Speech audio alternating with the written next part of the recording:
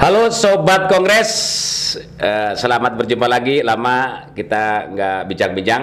Saat ini ada tamu saya, namanya Neng Tita. Ya, beliau ini termasuk wanita hebat karena bikin produk pasarnya itu untuk ekspor ke luar negeri. Begitu ya, Teh Tita? Betul. Jadi produk apa ini saat ini?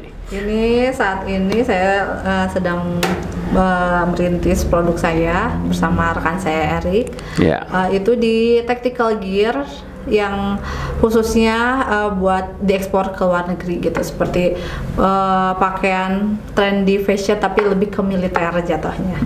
Karena di sana juga lagi nge-hype. Lagi tren lah. Iya, gitu. lagi tren. Ini kan termasuk produk unik dan langka. Gitu. Iya. Awal pertimbangannya gimana bisa terjun di bidang bisnis ini? Karena melihat informasi dari rekan-rekan juga gitu. Dan ternyata bisnis ini tuh menguntungkan ya. Menjanjikan juga karena untuk si labanya sendiri bisa mencapai 5 kali lipat sampai 6 kali lipat gitu. Luar biasa. Karena orang dagang 100% aja sulit ya. Rata-rata orang itu ambil untung usaha itu 50%. Ini bisa sampai 5 kali lipat ya. Iya, betul. Itu luar biasa. Awalnya gimana? Jadi karena ketertarikan di usaha ini, lihat orang lain udah berjalan, atau lihat-lihat di internet ini menjanjikan, itu gimana awalnya? Karena gini, yang sulit itu usaha itu merintisnya itu awalnya itu gimana? Iya betul. Sebelumnya sih saya ngelihat orang lain dulu gitu ya Pak ya, dan ternyata bisa bertahan sampai sekarang gitu, dari tahun 2013 ya, yang udah-udahnya juga, dan bisa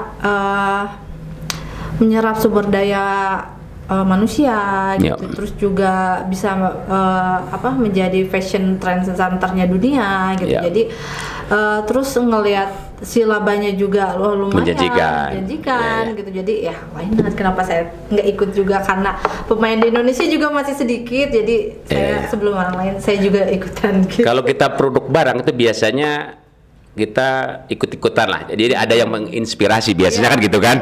Jarang, karena tetap saya yakin Neng Tita juga terinspirasi oleh merek atau produk lain. Kalau merek lokal, merek apa? Kalau merek luar, merek apa?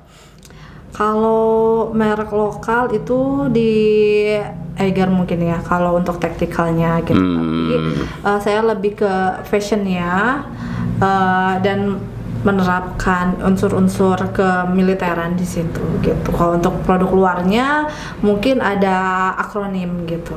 Ada akronim juga, kalau di Indonesianya ada Orbit mungkin gitu. Jadi termasuk bukan pionir atau pemula, tetap ada produk lain yang duluan baru kita ngikut lah. Iya gitu. Kalau saya berusaha itu motonya sebenarnya namanya ATM, amati, tiru, modifikasi gitu kan. Amati dulu, ditiru, modifikasi. Pertanyaannya, produk yang ada kan diamati, ditiru, terus modifikasinya apa menurut keunggulan dari produk ini? Keunggulan dari produk ini selain dari bahan sendiri, juga dia lebih menggunakan aksesoris yang menjanjikan ya. Maksudnya, yang ada di produk lain. Ya, coba kita lihat produknya. Lupa Sobat Kongres kita Kang siapa namanya? Kang Erik, coba mana Kang Erik kelebihannya dari produk yang lain. Ini apa namanya? Ini namanya bomber taktikal ya. Bomber taktikal ya. Ini bomber taktikal ya. Iya betul. Ini pertanyaannya, produk sejenis sudah ada nggak seperti ini, Kang Erik? Kalau yang seperti ini sebetulnya ada, cuman kami lebih menekankan ini hasil dari kami bikin sendiri ya. Jadi, kreasi kami sendiri. Jadi pengembangan ya. Mungkin kalau produk lain apa? Kalau produk apa ini mereknya apa? Hifor. Apa kelebihan dari Hifor ini dibandingkan produk lain? Kelebihannya sendiri, dia tuh punya sistem magnetik ya Pak ya.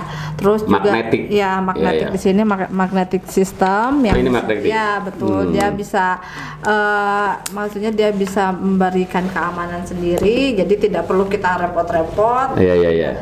Udah dan itu juga kita memakai aksesoris. Gimana bukanya gimana? Seperti ini. Gitu. Oh iya. Iya, terus juga kan produk lain nggak seunik ini. Iya, betul. Itu kelebihannya. Dan juga kita memakai aksesoris YKK, di mana si aksesoris ini bisa menampung daya sampai 20 kilo. Untuk menahan barang itu dia sampai 20 sampai 25 kilo. Jadi ikut mempromosikan YKK ini. Betul. Iya, karena menurut saya YKK itu paling terbaik Pak untuk aksesoris gitu. Untuk sleting lah, ya, untuk gitu. sleting. Daya tahannya bisa nyampe bertahun-tahun gitu. Ini pasar tadi fokus untuk ke luar negeri ekspor ya. Iya. Untuk dalam negeri gimana? Dalam negeri sendiri ada, tapi maksudnya hanya orang-orang tertentu gitu. Orang tertentu. Iya, seperti kalau kami diabetes gitu, terus Larissa Rochefort, ya. Itu para gamers biasanya yang pakai. Gamers ya. Gamer ya, anak muda. Iya, terus juga cosplay juga gitu. Karena Bomber tactical ini dibanderol berapa ini? Di harga dolar. $230. $230. Kurus itu 14.000 atau ya, berarti hampir 3 juta berapa? Iya, 3 juta setengah. Hampir. Iya, sekitar. Ya. Begitu. Ini bagi orang bule berkantong tebal yang suka yang unik-unik pasti terjangkau kalau untuk lokal. Harus berpikir. Ini biasanya yang penggunanya, konsumennya itu biasanya untuk apa ini? Di sana itu? Iya, biasanya diutamakan di musim dingin sih. Musim dingin gitu. Musim dingin, musim autumn. Untuk harian atau hanya untuk apa? Harian. Untuk harian. Harian bisa. Bukan untuk event-event khusus kalau luar negeri. Iya, bisa juga Pak. Karena biasanya mereka tuh lebih concern ke event-event seperti konser ya, komunitas juga. Mereka punya komunitas sendiri. Gitu. Seperti itu, dan lebih menyukai di Indonesia karena kualitasnya lebih baik daripada di yang lain gitu. Seperti itu. Ini di pembeli biasanya kan ada yang mengomentari. Pasca beli komentar mereka dengan harga, kualitas, terus dari negeri Indonesia. Kan kadang-kadang orang luar itu masih underestimate dengan produk-produk Indonesia. Konsumen gimana? Sejauh ini alhamdulillah tidak ada yang komplain jelek. Tidak pernah ada. Belum ada lah ya, belum ada. Puas. Ya, jangan sampai Pak. Terus juga belum pernah ada yang retur.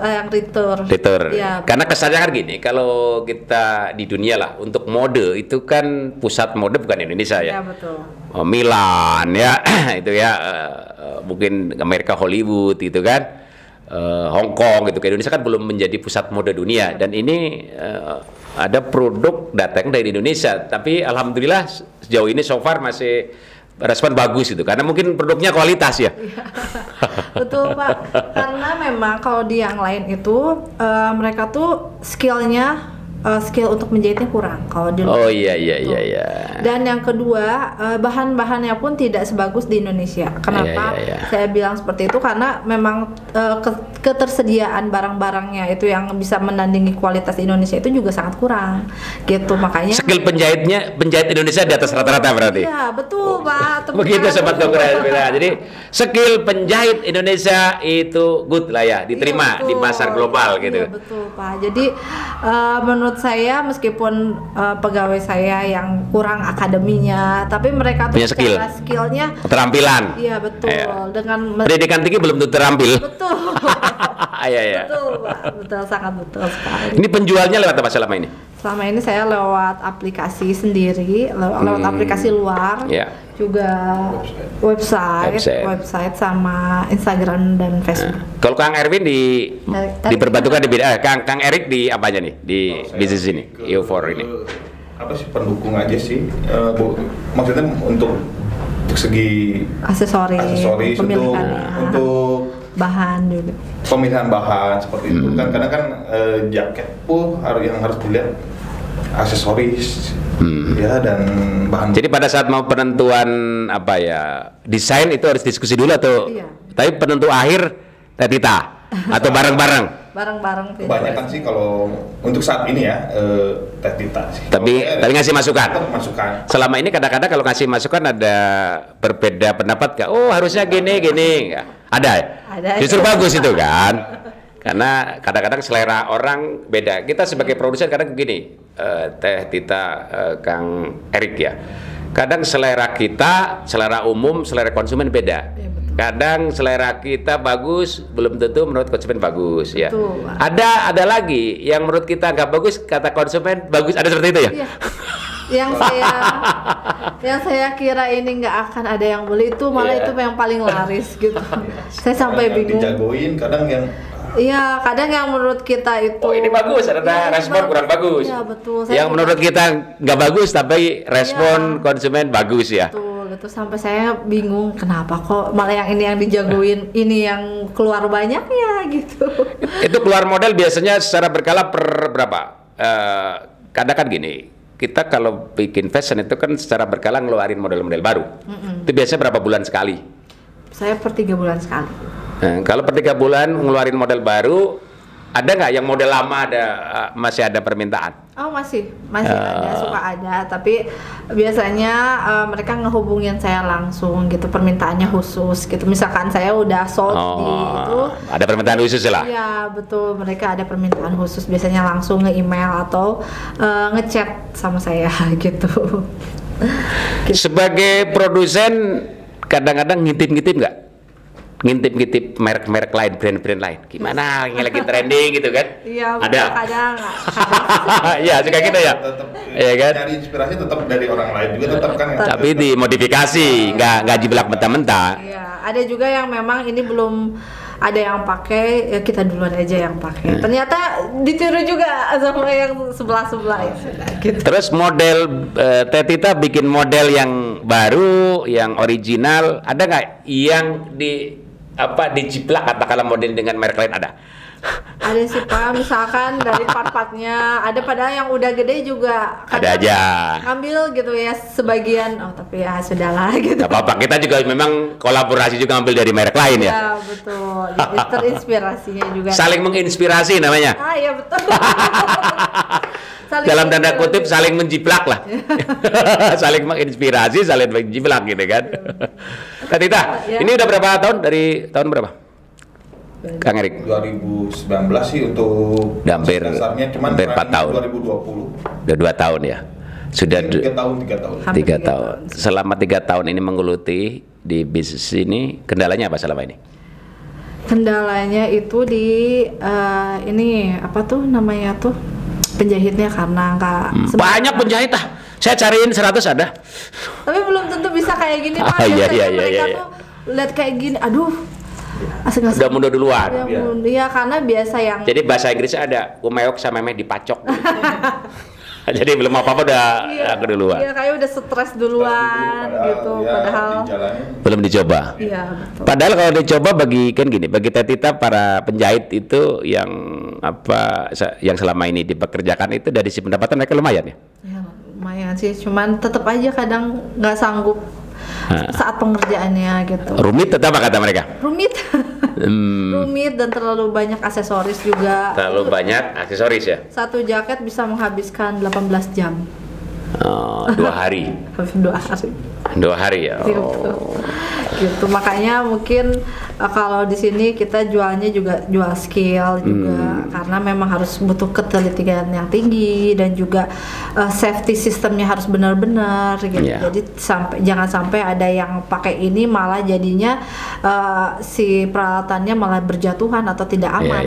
Gitu. Tarita, kita kalau punya brand itu kan harus membangun, dibesarkan atau membranding lah. Kalau untuk event-event lokal belum pernah. Jadi merek Hefor ini ditempelin di event-event lokal, katakanlah Coldplay yang mau konser ditempelin. Gimana untuk udah pernah belum di Indonesia punya mengendorse artis gitu gimana? Oh belum Pak. Belum. Karena saya bukannya mau. Karena daya belinya ya?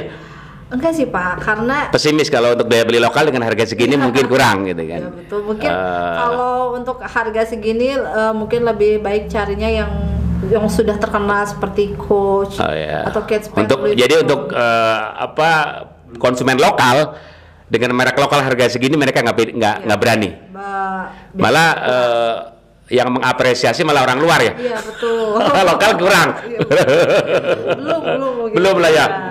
Tapi ada aja gitu yang beli. Jadi kepada merek lokal, orang lokal nggak berani menghargai lebih tinggi. Betul. Mungkin seperti itu ya. Jadi sayang gitu Pak. Kalau orang luar malah berani menghargai karya kita lebih tinggi, mungkin seperti itu ya. Betul. Selama 3 tahun bergerak, apa target ke depan nih Tita di bisnis ini? Targetnya, ambisi atau target lah gitu apa ya? Akan mereknya mendunia atau gimana targetnya apa yang belum tercapai lah? Yang belum tercapai sih, saya pengennya kolaborasi dengan artis-artis luar negeri juga sih Pak. Terus juga membuka offline store di Indonesia juga, bahkan di luar negeri gitu. Belum mencoba ini buka belum store offline-nya? Iya belum, karena mungkin kalau di Indonesia sendiri saya memang kurang ini gitu ya, kurang hype gitu. Tapi kalau di luar ya insya Allah. Ya karena tadi itu mungkin harganya nggak terlalu pede bakal dibeli oleh orang Indonesia gitu ya. Mungkin kalau nanti udah kedengeran di luar baru mungkin. Ini pasarnya lebih banyak mana? Amerika ya. Eropa belum? Eropa, Timur Tengah. Oh enggak, kita lebih concern ke Amerika, UK, Jerman, Sweden. Yang bodinya gede-gede lah ya. Iya betul. Mereka lebih suka, anak-anak mudanya lebih suka tactical wear gitu. Oke, terima kasih Tita bincang-bincangnya ya. Semoga bisnisnya ini membaik ke depan dan yang penting omsetnya bisa ya 2-3 kali lipat. Amin ya Allah. Ya. Amin. Karena kan gini, kalau omsetnya bisa meningkat kan akan mempekerjakan banyak orang. Iya. Jadi kita bisa banyak manfaatnya bagi orang lain itu kan. Iya betul. Ya. Terima kasih Tita, Kang Erik. Demikian Sobat Kongres, bincang-bincang kita tentang bomber taktikal. Semoga ini menginspirasi bagi kita semua. Salam Kongres. Nggak apa-apa untuk beres-beres.